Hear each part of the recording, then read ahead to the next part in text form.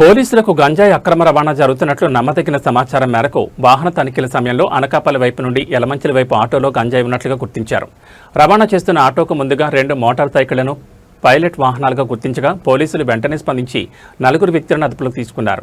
ఆటోలో ఉన్న మరో వ్యక్తి పోలీసుల నుండి తప్పించుకుని పరారయ్యాడు. గంజాయిని పోలీసులకు అనుమానం రాకుండా ఆటో వెనుక భాగంలో ఉంచగా దీన్ని అరకు ప్రాంతం నుండి సుమారు 60 కేజీల గంజాయిని కొనుగోలు చేసి రాజమండ్రి వైపు అక్రమంగా రవాణా చేస్తున్నట్లు ప్రాథమిక దర్యాప్తులో వెల్లడైందని, సుమారు దీని విలువ 30 లక్షలు ఉంటుందని అనకాపల్లి డీఎస్పీ మోహన్ తెలిపారు.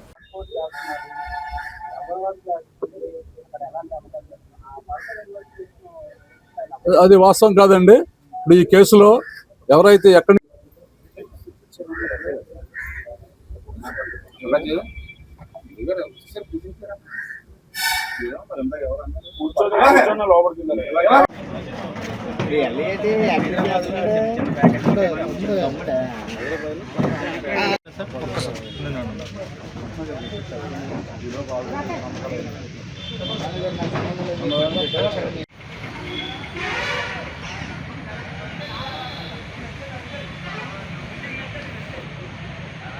ఈ రోడ్లు లేవు మనకు, అవన్నీ కూడా ఏజెన్సీ నుంచి వచ్చే దారిలోంచి కనెక్ట్ అయిన చెక్ పోస్టులు, ఈ కోణం కానీ ఈ తాటిపత్తి కానీ అవి.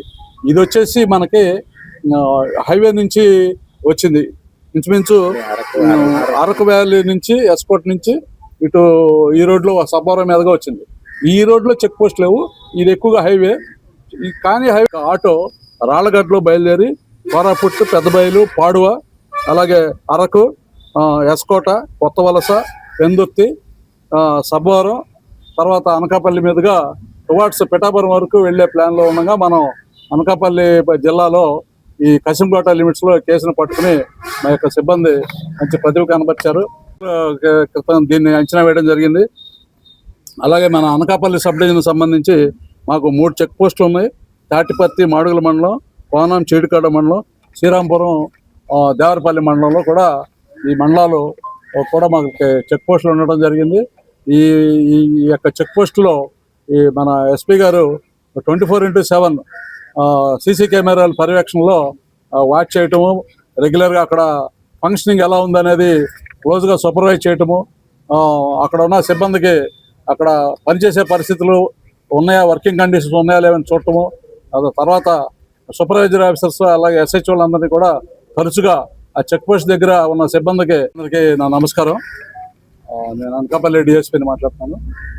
మాకు రాబడిన ముఖ్య సమాచారం మేరకు అనకాపల్లి ఎస్పీ తుహిన్ సింహ గారి ప్రత్యక్ష పర్యవేక్షణలో కసింకోట సిఐ నాయుడు గారి దీంట్లో నాయకత్వంలో, అలాగే మన ఏఎస్ఐ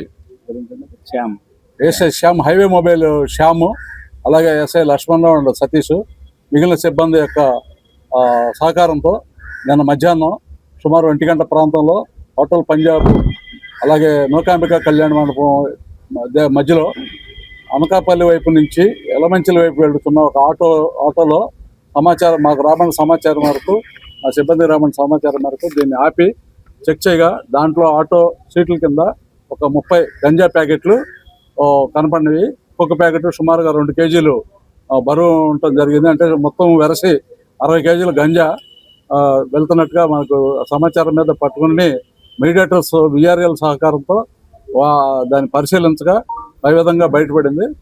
ఈ తర్వాత ఈ ఫర్దర్ ఈ నిర్దిష్టమైన సమాచారం మేరకు మనం మా సిబ్బంది చేసిన కృషి మేరకు ఈ ఆటోకి ముందు వెళ్తున్న 2 బైకులు, అంటే పైలట్స్గా వచ్చిన 2 బైకులు, అలా కారా కేసరి అండ్ గోబేరు వెంకట చైతన్య అనేవాళ్ళు మోటార్ సైకిల్ మీద